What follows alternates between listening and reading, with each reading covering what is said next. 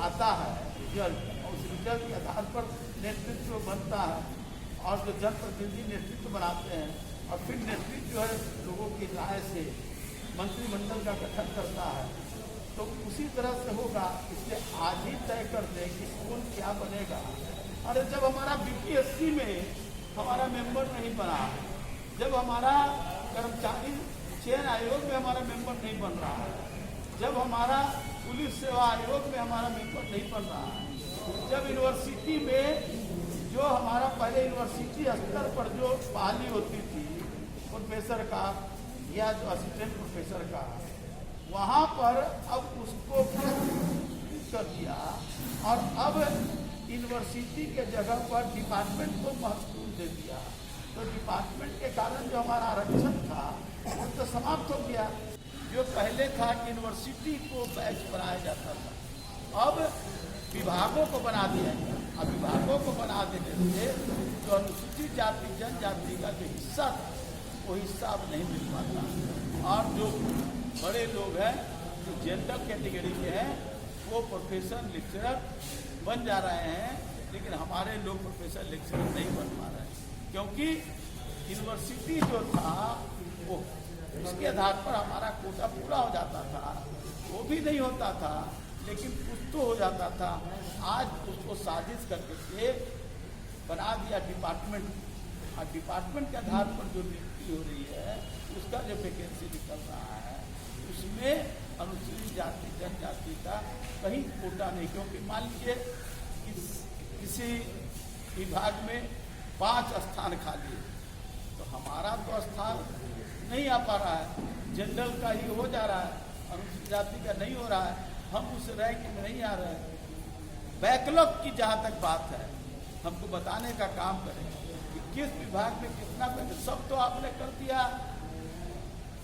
प्राइवेटेशन, निजीकरण, नौकरी आप कर दिया संविदा पर, नौकरी कर दिया आप कॉन्ट्रैक्ट पर। जिस भी विभाग में जाइए तो वह कॉन्ट्रैक्टर के आधार पर लोगों की काम लिए जा रहे हैं। तो कॉन्ट्रैक्टर जिसको चाहता है उसको काम देता है। तो अब जो है सीमेंट ढोने वाला भी काम, कंकड़ ढोने वाला भी काम, बालू ढोने का भी काम, नाला भी सफाई करने का काम, ये सब अनुसूचित जाति जनजाति के लोगों के जिम्मे भी था, वो भी उनसे छीन लेने का काम किया। तो ये सिर्फ कहना। दूसरा बात ये बार बार कहते हैं कि बजट पहले क्या था, अब क्या बजट हो गया, हमारा 2 लाख करोड़ का बजट हो गया।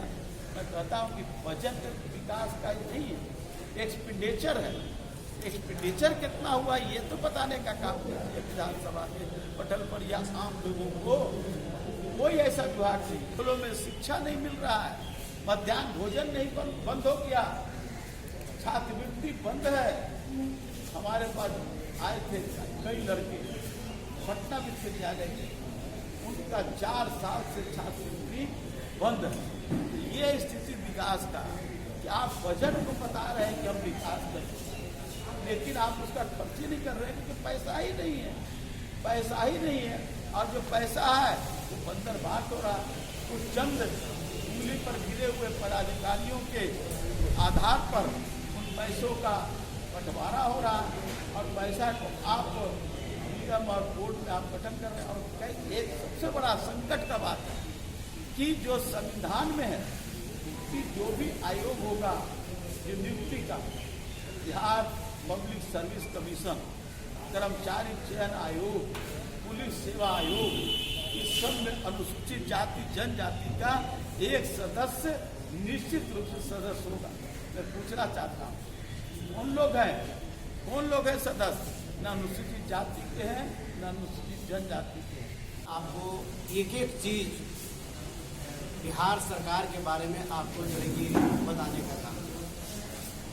बिहार की सरकार सबसे ज्यादा अगर कुठाराघात किसी पर की है तो वह दलित पर, SC ST पर की, EBC और OBC पर की, और सामान्य वर्ग के जो गरीब वर्ग के जो लोग हैं उन पर उन्होंने कुठाराघात करने का काम किया। लगातार हमारी मांग हो रही है कि नीतीश कुमार जी, सुशील कुमार मोदी जी अगर बिहार में अगर विकास करना चाहते हैं आप दलितों की बात करते हैं तो भाषण से नहीं राशन से काम चलेगा। लंबी लंबी भाषण देकर बिहार की सरकार दलितों की कल्याण की योजनाएं की घोषणा करती है, लेकिन इनकी घोषणाएं खोदा पहाड़ और निकली चुहिया के समान होता है। नीतीश कुमार जी ने सबसे ज्यादा अगर किसी को ठगने का काम किया है तो वे दबे कुचले शोषित पीड़ित एससी और एसटी वर्ग के लोगों को ठगने का काम किया है। आज जो हमारा आरक्षण से हमारा विकास होता था, हम डेवलप करते थे, आगे बढ़ते थे। आरक्षण हमारे सामाजिक आधार पर हमको दिया गया था। इस आरक्षण को बिहार के मुख्यमंत्री जी ने आर्थिक आधार बना दिया। सरकार, चाहे वह केंद्र में बैठी सरकार हो, चाहे वह राज्य में बैठी सरकार हो, सभी ने हमारे आरक्षण को समाप्त करने का काम किया। लगातार हम सभी विधायक, जो हम आरजेडी के विधायक हम थे, सभी ने, हम लोगों ने अपने नेता तेजस्वी प्रसाद यादव जी के यहाँ जा करके हम लोगों ने गुहार भी लगाया था। आरक्षण का मुद्दा पर हम लोग स्पीकर साहब से भी मिले थे। आरक्षण के मुद्दा पर बिहार के राज्यपाल जी से भी हम लोगों ने मिला था कि हमारा जो आरक्षण है, इस आरक्षण को हमको लागू करिए और जितने भी आरक्षण हमारा है, इस आरक्षण को आप 9वीं सूची में, संविधान की 9वीं सूची में आप डालने का काम करिए। हमारा कट ऑफ मार्क्स, हमारा बैकलॉग, हमारा प्रोन्नति में आरक्षण, SC/ST एक्ट में जो संशोधन कर दी गई है, ये तमाम जो हमारी जो मांगे थी, इसको लेकर करके हम लोग संघर्ष कर रहे थे और आज भी कर रहे हैं। इसको लेकर सड़क से लेकर सदन तक हम लोग, जब तक हम लोग शरीर में कतरा कतरा खून रहेगा, हम निश्चित रूप से हम आरक्षण बचाने के लिए हम संघर्ष करते रहेंगे। और लालू प्रसाद यादव जी का जो सामाजिक न्याय था, उस सामाजिक न्याय को हम जो है जमीन पर इसको उतारने का काम करेंगे। आज चाहे वह छात्रों का मामला हो, किसानों का मामला हो, व्यवसायियों का मामला हो, चाहे वह जो है युवाओं का मामला हो, बेरोजगारों का मामला हो, तमाम जगह अराजकता फैली हुई है और सारे लोग बेहाल बने हुए हैं। ऐसे परिस्थिति में हम निश्चित रूप से, आज क्या हो रहा है, आपने तो 2 भाग में बना दिया।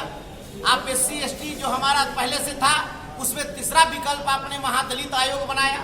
तो हम ये कहना चाहते हैं कि महादलित आप आयोग बनाए, कहाँ महादलित वर्ग का गठन हुआ, कौन है अध्यक्ष, कौन है मेंबर, हम ये जानना चाहते हैं।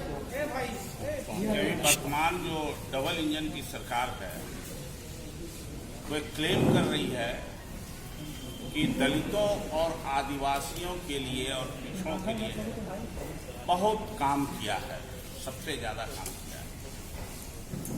तो हम लोग यही बताने के लिए आए हैं आपके पास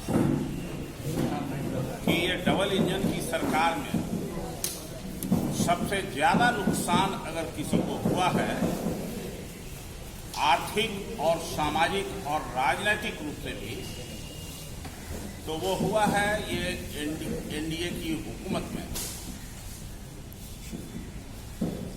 सामाजिक रूप से और आर्थिक रूप से और राजनीतिक, तीनों अलग अलग खंड। राजनीतिक रूप से ये मैं कह सकता हूं कि जितने बोर्ड और निगम थे, जिसका गठन जो महादलित आयोग, अनुसूचित जाति आयोग, ये सब का गठन नहीं हुआ ठीक से, जिसके द्वारा लोग क्वेश्चन करते थे, उठाते थे। जो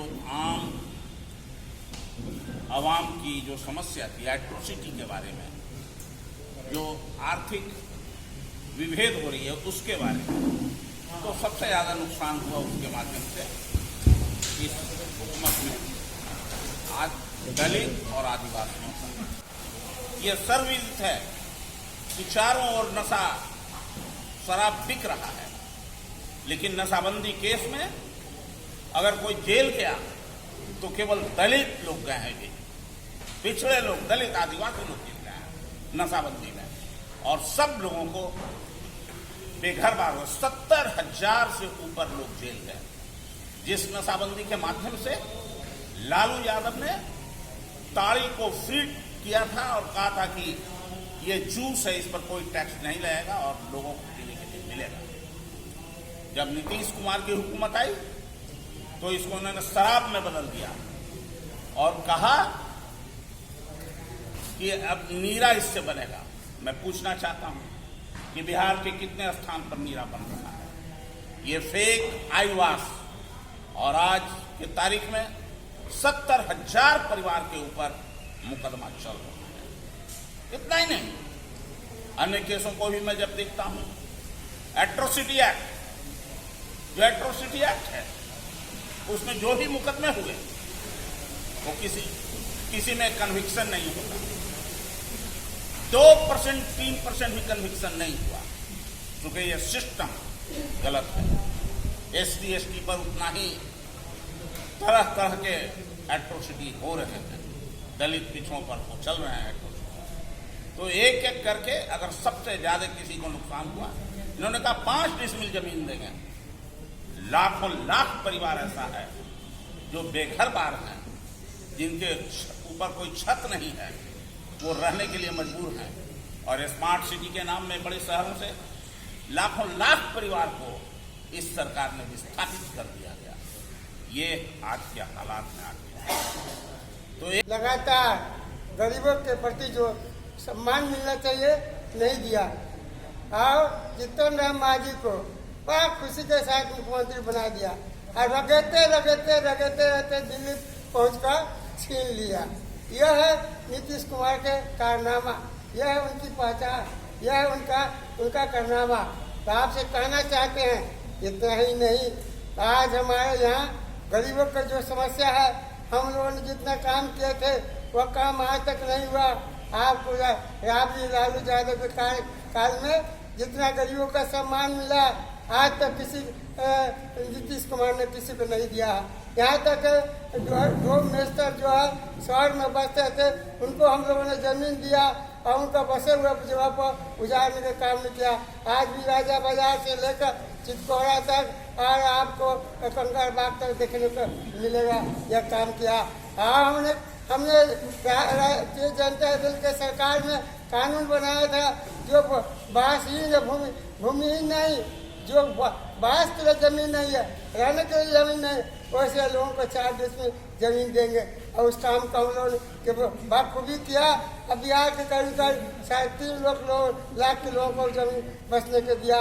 और उतना ही नहीं, जमीन के अलावा खेती की छुट्टी हो जाएगी तो मुझे फांसी के सजा देंगे। आज भी जो लोगों को जमीन मिला उसका दखल कब्जा नहीं मिला।